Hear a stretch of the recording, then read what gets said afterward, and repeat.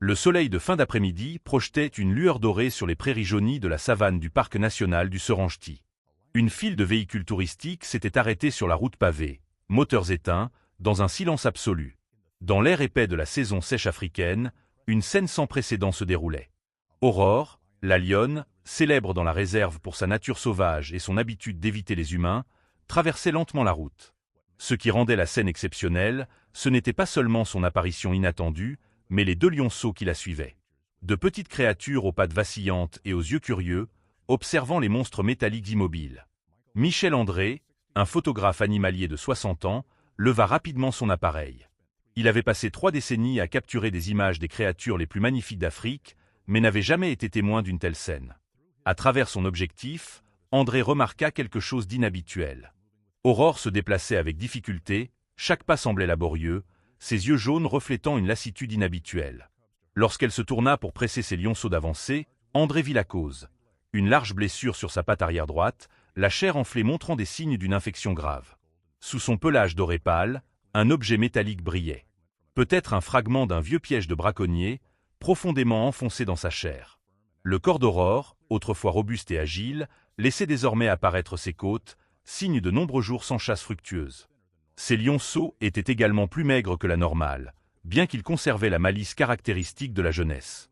Ils restaient près de leur mère, s'arrêtant parfois pour observer les véhicules avec un mélange de curiosité et d'appréhension. Contrairement à la réaction habituelle des animaux sauvages, Aurore ne montrait aucune peur de la présence humaine. Au contraire, elle se déplaçait avec une intention claire, ses yeux scrutant à plusieurs reprises la station des Rangers à proximité, où les humains apparaissaient régulièrement. Ce n'était pas une rencontre fortuite. Aurore cherchait délibérément les humains. Après avoir traversé la route, la petite famille de lions disparut dans les buissons près de la station des Rangers. Les appareils photo restèrent pointés dans la direction où ils avaient disparu, mais Aurore avait délivré un message clair. C'était une rencontre intentionnelle, un acte qui brisait la frontière ancestrale entre les humains et les prédateurs les plus sauvages d'Afrique. La Tanzanie avait connu 3 des pires années de sécheresse de son histoire. Les points d'eau naturels s'étaient asséchés. L'herbe de la savane était passée du vert luxuriant au jaune, puis au brun, et enfin à la cendre et au gris. Les troupeaux d'antilopes et de zèbres, principales sources de nourriture des lions, avaient migré loin des territoires traditionnels, à la recherche de pâturages lointains abritant les derniers vestiges de vie. Depuis 5 ans, le docteur Jacques Makemba, un zoologiste tanzanien, étudiait Aurore. Il avait minutieusement documenté son territoire, ses habitudes de chasse et son comportement social. Aurore était connue pour son fort instinct de survie. Elle avait surmonté de féroces luttes pour prendre le contrôle de la troupe après la disparition du mâle dominant. Elle avait protégé ses 2 lionceaux contre des hyènes affamées et même contre de nouveaux mâles cherchant à s'emparer de la troupe. Mais maintenant, Aurore faisait face à son plus grand défi, une blessure infectée et la famine. Le lendemain matin, André et une petite équipe de recherche dirigée par le docteur Makemba se dirigèrent vers la zone où Aurore avait été vue pour la dernière fois. L'humidité d'une rare pluie nocturne flottait encore dans l'air, créant une fine brume sur la prairie sèche. La lumière matinale filtrait à travers de petits acacias, projetant des rayons magiques sur le sol. À travers des jumelles, ils virent clairement la petite famille de lions. Aurore était allongée, la tête basse, ses 2 lionceaux blottis contre elle. La blessure sur sa patte arrière semblait encore plus grave à la lumière du jour. Une chair enflée, signe évident d'une infection sérieuse. Ce qui était surprenant, c'était la distance entre eux et Aurore, seulement environ 50 mètres, une proximité dangereuse face à un lion sauvage. Mais Aurore semblait indifférente à la présence humaine. Cette indifférence était plus inquiétante que l'agressivité. La docteure Éléonore Vasseur, vétérinaire du parc, détermina qu'Aurore était épuisée, que l'infection se propageait et qu'elle mourait de faim. Le fragment métallique, probablement issu d'un vieux piège, devait être retiré immédiatement, sinon Aurore ne survivrait pas. L'apparition d'Aurore près de la station des Rangers prenait soudain tout son sens. Les chercheurs savaient que les animaux sauvages possèdent une intelligence et une adaptabilité remarquables. De nombreuses espèces vivant près des humains avaient appris à tirer parti de nouvelles opportunités. Aurore avait vécu assez longtemps dans le Serengeti pour voir des rangers secourir des animaux blessés. Elle avait vu des éléphants et des girafes être soignés. Un rhinocéros gravement blessé avait été sauvé à seulement 2 miles de son territoire quelques mois plus tôt. Le plan fut rapidement mis en place. La docteure Vasseur tirerait une fléchette tranquillisante à distance, avec une dose suffisante pour endormir Aurore sans lui causer de mal. Ensuite, l'équipe s'approcherait, retirerait le fragment métallique, nettoierait la blessure et injecterait des antibiotiques. Pendant qu'Aurore se rétablirait, il placerait de la nourriture à proximité pour aider la lionne et ses petits à survivre à cette période difficile. C'était une intervention dans la nature, quelque chose que les conservationnistes évitent généralement. Mais dans ce cas, la frontière avait été brisée non pas par les humains, mais par Aurore elle-même. Alors que le soleil montait, la température augmentait rapidement, atteignant près de 40 degrés Celsius. Pas un souffle de vent. L'air était lourd, chargé de chaleur. Ces conditions étaient idéales pour la sédation. Aurore bougerait moins, et la température élevée accélérerait l'effet du tranquillisant. La docteure Vasseur leva le fusil tranquillisant, visant soigneusement. Un léger bruit, et la fléchette se planta dans l'épaule d'Aurore. La lionne sursauta, se leva, regarda autour d'elle avec confusion. Mais au lieu de fuir ou d'attaquer, elle resta là, les yeux grands ouverts, regardant l'équipe comme si elle essayait de comprendre ce qui se passait. Puis, lentement, très lentement, ses pattes fléchirent, sa tête s'abaissa, et Aurore s'allongea, ses yeux jaunes se fermant doucement. Les deux lionceaux semblaient effrayés, restant près de leur mère, émettant de petits sons inquiets. Ils étaient assez grands pour être dangereux, mais encore trop petits pour affronter des humains. Un ranger lança un gros morceau de viande vers le bord de la forêt, non loin. Après une hésitation, les deux lionceaux quittèrent leur mère, attirés par l'appât, leur instinct de survie l'emportant sur leur inquiétude. L'équipe de secours s'approcha rapidement d'Aurore. La docteure Vasseur s'agenouilla près de la lionne, vérifiant son rythme cardiaque et sa respiration. La blessure semblait encore pire de près. Le fragment métallique, parti d'un vieux piège en acier, était profondément enfoncé dans la chair, presque au contact de l'os. L'infection s'était propagée, formant une zone de pus et de tissus nécrosés. Vasseur travailla avec une concentration intense, excisant les tissus infectés, retirant délicatement le fragment métallique, nettoyant la blessure avec une solution antiseptique, puis injectant une forte dose d'antibiotiques directement dans la zone blessée. Une fois le traitement terminé, Vasseur administra une autre dose d'antibiotiques et un complexe vitaminique pour renforcer l'immunité. Aurore avait besoin de tout le soutien possible pour surmonter cette épreuve. L'équipe se retira rapidement, regagnant une position sûre avant qu'Aurore ne se réveille. André resta près du véhicule, son appareil photo continuant de capturer chaque instant. Ce n'étaient pas seulement des photos d'un sauvetage animal, mais la preuve de quelque chose de plus extraordinaire. Un moment où la frontière entre les humains et la faune s'était estompée. Alors qu'Aurore commençait à se réveiller, ses lionceaux étaient revenus à ses côtés. Ils léchèrent son visage, émettant de petits sons comme pour s'assurer qu'elle allait bien. Aurore ouvrit les yeux, tenta de se lever, vacillant quelques secondes avant de retrouver son équilibre. Elle se tourna vers l'équipe, ses yeux jaunes ne montrant plus l'épuisement d'auparavant. Quelque chose avait changé, une nouvelle vigilance, une nouvelle lueur. L'équipe partit alors que le soir tombait, laissant derrière eux une petite réserve de nourriture, suffisante pour permettre à la famille de lions de survivre les prochains jours, le temps nécessaire pour que la blessure commence à guérir et qu'Aurore retrouve ses forces. Un mois plus tard, sous le soleil brûlant de midi, Michel André et sa femme Marguerite revinrent au Serenchty. La saison sèche persistait, mais quelques averses avaient redonné vie à la terre desséchée. Des pousses d'herbe vert pâle apparaissaient sur la terre craquelée, et quelques petites mares s'étaient formées dans les zones basses. Les troupeaux d'antilopes et de zèbres commençaient à revenir, bien qu'en petit nombre. Le ciel était d'un bleu profond, sans un seul nuage. La température atteignait 42 degrés Celsius, créant des vagues de chaleur montant du sol, déformant les vues lointaines. Les vieux acacias aux larges canopées devenaient des abris précieux pour toutes les créatures, des petits oiseaux aux troupeaux d'antilopes. À la recherche d'un peu d'ombre, ils passèrent toute la matinée à chercher, traversant les zones où Aurore apparaissait autrefois, mais sans signe de la petite famille de lions. André conduisait patiemment sur des routes de terre sèche, la poussière tourbillonnant derrière les roues, formant une longue traînée rouge contre le ciel bleu. « Peut-être devrions-nous essayer près du ruisseau », suggéra le docteur Makemba, essuyant la sueur de son front. C'est l'une des rares sources d'eau restantes. Si Aurore s'est rétablie, elle y emmènera ses petits. Le petit ruisseau se trouvait à environ 15 km de la station des Rangers, un mince ruban d'eau serpentant à travers le paysage sec comme une corde d'argent. Le long des rives, quelques arbres verts tenaient encore bon, créant de rares taches de verdure dans le paysage brun-jaune s'étendant jusqu'à l'horizon. En approchant du ruisseau, ils s'arrêtèrent à l'ombre d'un grand acacia, éteignirent le moteur et écoutèrent. Le bruit de l'eau qui coulait se mêlait au chant des oiseaux, créant une douce mélodie au milieu du paysage aride. Au loin, l'appel d'une antilope résonna, peut-être un cri d'alerte. André prit ses jumelles, scrutant la zone. Soudain, il inspira profondément, puis tendit doucement les jumelles à Marguerite. Là, sous le grand rocher, murmura-t-il. Ils la virent. Aurore était allongée confortablement à l'ombre d'un grand rocher, les pattes étendues, la tête haute, ses yeux alertes surveillant les environs. Elle avait changé, n'était plus la créature émaciée et désespérée qu'ils avaient rencontrée. Son pelage était luisant, reflétant le soleil comme de l'or pur. Son corps avait retrouvé sa fermeté, ne montrant plus de côtes saillantes. La blessure sur sa patte s'était complètement cicatrisée, ne laissant qu'une fine cicatrice argentée sur son pelage doré. Ses lionceaux étaient également présents, n'étant plus les petites créatures faibles d'autrefois. Ils avaient considérablement grandi au cours du dernier mois, leur corps s'était allongé, leurs pattes renforcées, leur visage commençant à montrer des signes de maturité. L'un buvait dans le ruisseau tandis que l'autre était allongé près de sa mère, léchant son pelage sous le soleil brûlant. À proximité, sous un buisson bas, se trouvait la carcasse d'une jeune antilope, preuve qu'Aurore avait retrouvé ses capacités de chasse.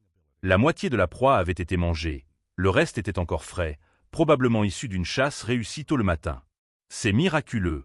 s'exclama le docteur Makemba. « Elle n'a pas seulement survécu, elle prospère. » André éteignit le moteur du véhicule, et l'équipe resta silencieuse, ne voulant pas perturber la scène parfaite devant eux.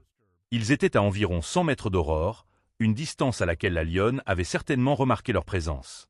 Mais au lieu de s'enfuir ou de montrer une prudence excessive, Aurore se contenta de regarder vers le véhicule, ses yeux jaunes brillants sous le soleil de midi. Un moment de silence passa alors que le regard d'Aurore croisait celui d'André à travers l'objectif de l'appareil photo. Pas de peur, pas d'hostilité, juste une reconnaissance silencieuse de la présence de l'autre. Puis, dans un geste inattendu, Aurore se leva. Ses lionceaux devinrent immédiatement alertes, se rapprochant de leur mère. Mais au lieu de fuir ou de montrer un comportement défensif, Aurore marcha lentement depuis le rocher, puis s'arrêta à une position plus élevée d'où elle pouvait voir plus clairement le véhicule. « Elle nous reconnaît », murmura Marguerite, les yeux rivés sur la lionne. « Pas exactement reconnaître », sourit le docteur Makemba. « Mais elle se souvient. Elle associe notre image, celle de ce véhicule, au moment où elle a été aidée. C'est une forme complexe de mémoire, une connexion que nous voyons rarement chez les animaux sauvages. » Sous le soleil brûlant, Aurore se tenait comme une statue dorée, forte et confiante. Ses yeux jaunes ne quittaient pas le véhicule, comme si elle évaluait, décidait. Puis, dans un geste surprenant, elle leva la tête, ouvrit la bouche et émit un doux rugissement. Pas le rugissement menaçant d'un prédateur, mais l'appel d'une mère communiquant avec ses petits. Les lionceaux répondirent immédiatement, se déplaçant pour se tenir de chaque côté de leur mère. La petite famille de lions se tenait maintenant ensemble, dominant contre le ciel bleu comme un symbole de survie et d'adaptation. Pendant les 2 heures suivantes, sous la chaleur écrasante de midi, André et l'équipe de recherche observèrent la famille de lions. Ils virent Aurore guider ses lionceaux jusqu'au ruisseau pour boire, regardèrent les 2 petits jouer ensemble, poursuivant de rares papillons passant par là, et observèrent comment Aurore leur enseignait patiemment les techniques de chasse à travers des jeux apparemment inoffensifs. « C'est un privilège rare », dit doucement la docteure Vasseur. Observer des moments aussi intimes sans être considérés comme une menace, la plupart des chercheurs doivent passer des années avant de pouvoir approcher une troupe de lions à cette distance. Alors que le soleil commençait à décliner vers l'ouest, signalant la fin de la journée, Aurore guida ses lionceaux vers le grand rocher. Mais avant de grimper vers l'abri, elle s'arrêta, tournant la tête pour regarder une dernière fois vers le véhicule. Dans cet instant fugace, sous la lumière dorée de l'après-midi africain, il semblait y avoir une compréhension mutuelle, un pont jeté au-dessus de l'abîme entre 2 mondes. André sortit du véhicule, debout dans l'air chaud, l'appareil photo toujours en main. Il ressentit une connexion profonde avec Aurore, un sentiment qui transcendait la relation habituelle entre observateur et observé. C'était la connexion de 2 êtres partageant l'instinct de survie et l'amour pour leurs petits. Dans les mois qui suivirent, Aurore et ses lionceaux furent occasionnellement aperçus près du ruisseau et de la station des Rangers. Pas des apparitions fréquentes, elle restait une lionne sauvage, vivant et chassant de manière naturelle. Mais la frontière avait changé. Parfois, lorsqu'un véhicule de Rangers passait dans son territoire, Aurore se tenait à distance, observant sans fuir ni grogner. Et à mesure que ses lionceaux grandissaient, ils héritaient de cette attitude, une prudence sage plutôt qu'une peur instinctive. L'histoire d'Aurore se répandit dans la communauté de la conservation animale. Les photographies d'André parurent dans des magazines prestigieux, accompagnées d'articles sur cette rencontre extraordinaire. L'histoire toucha des millions de cœurs, non seulement pour son drame, mais aussi pour les questions profondes qu'elle soulevait sur la relation entre les humains et la faune.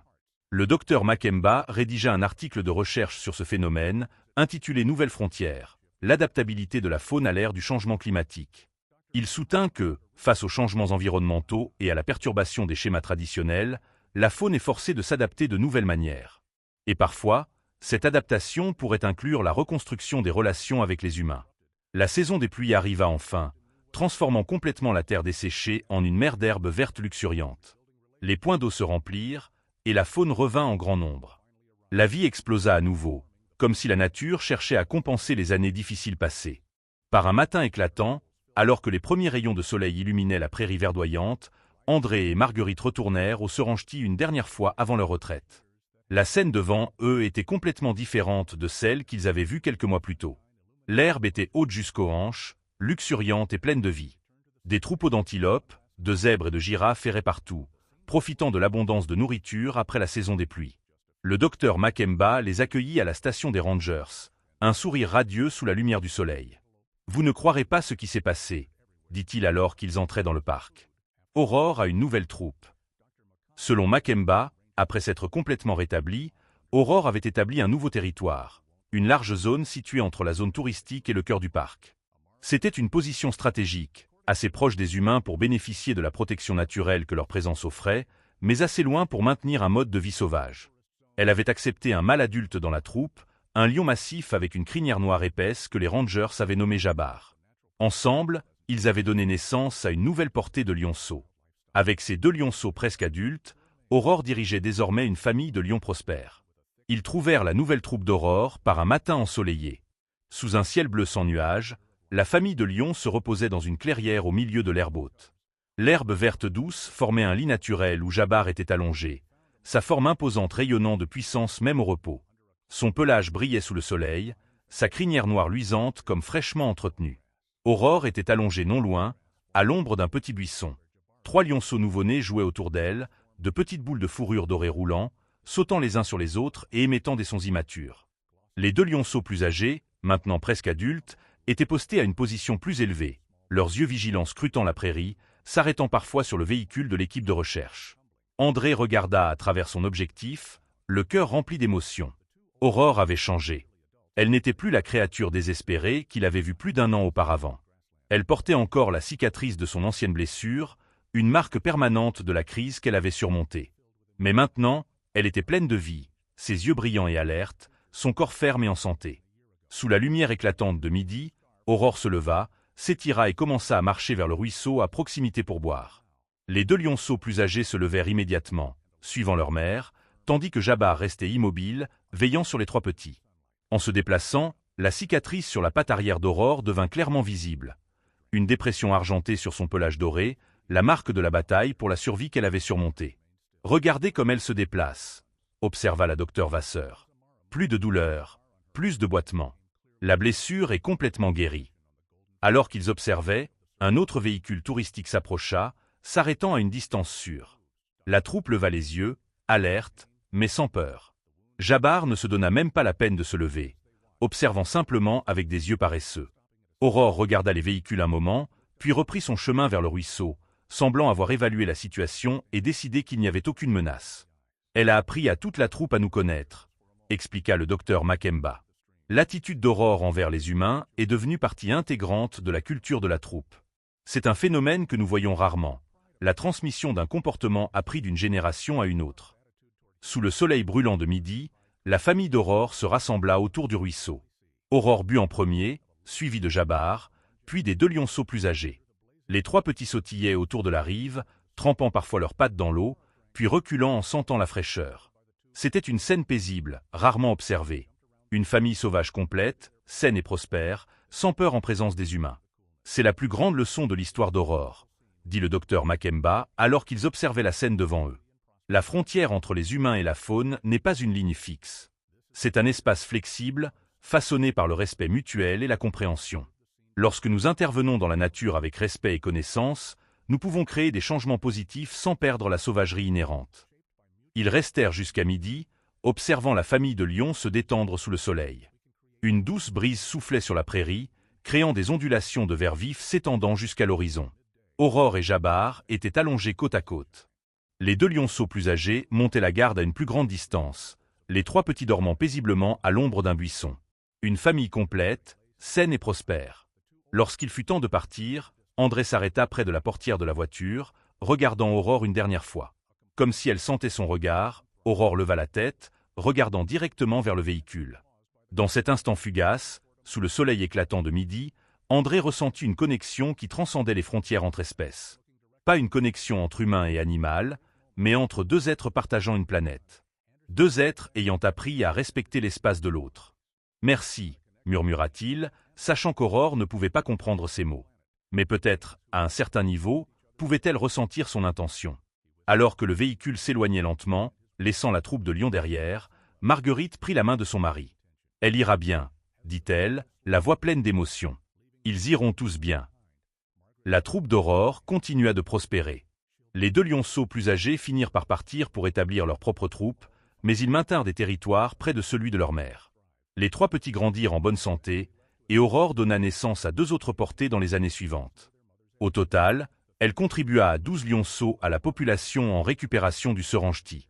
De manière remarquable, tous les descendants d'Aurore héritèrent de son attitude particulière envers les humains. Pas de l'amabilité ou de la dépendance, mais une sorte de coexistence pacifique à distance. Ils ne cherchaient pas l'interaction avec les humains, mais ne les voyaient pas non plus comme des menaces à éviter à tout prix. C'était un nouveau trait comportemental transmis de la mère aux petits, un exemple de la manière dont l'évolution culturelle peut se produire chez les grands mammifères. Dans un monde en rapide évolution, où les humains et la faune sont de plus en plus poussés à partager des espaces, l'histoire d'Aurore apporte un rayon d'espoir. Elle suggère qu'il est peut-être possible de trouver de nouvelles façons de coexister, non pas en domestiquant le monde sauvage, ni en essayant de le contrôler, mais en apprenant à respecter les nouvelles frontières qui se forment. Les photographies d'Aurore sont exposées dans de nombreux musées et galeries à travers le monde. L'une en particulier, celle où elle traverse la route avec ses deux lionceaux, la blessure clairement visible sur sa patte arrière, est devenue une icône du mouvement de conservation de la faune. Elle rappelle aux humains que chaque espèce, chaque animal sauvage individuel, a sa propre histoire, a de la valeur et mérite de vivre dans un monde de plus en plus dominé par les humains. Dans le Serengeti, une petite plaque a été érigée près de l'endroit où Aurore est apparue pour la première fois sur la route. Elle raconte brièvement son histoire et se termine par un message simple. Où se trouve la frontière entre les humains et le monde sauvage? Peut-être n'est-ce pas une ligne fixe, mais un espace flexible façonné par le respect mutuel et la compréhension. Les visiteurs du Serengeti signalent encore occasionnellement des lions au comportement inhabituel, ne fuyant pas lorsque les véhicules s'approchent, parfois même s'arrêtant pour observer. Les guides touristiques sourient et disent « ce sont peut-être les descendants d'Aurore ». Alors que les humains continuent d'empiéter sur les dernières zones sauvages de la planète, que le changement climatique continue de modifier les habitats traditionnels et que les espèces sont de plus en plus contraintes à partager des espaces, l'histoire d'Aurore offre une leçon précieuse. Elle montre que la frontière entre les humains et le monde sauvage n'a pas besoin d'être un champ de bataille. Qu'il peut exister une voie intermédiaire, une voie de coexistence basée sur le respect mutuel et l'espace partagé. C'est le véritable héritage d'Aurore. Pas seulement une histoire touchante d'une lionne cherchant de l'aide, mais une vision d'un avenir possible où les humains et la faune trouvent de nouvelles façons de coexister sur cette planète en mutation.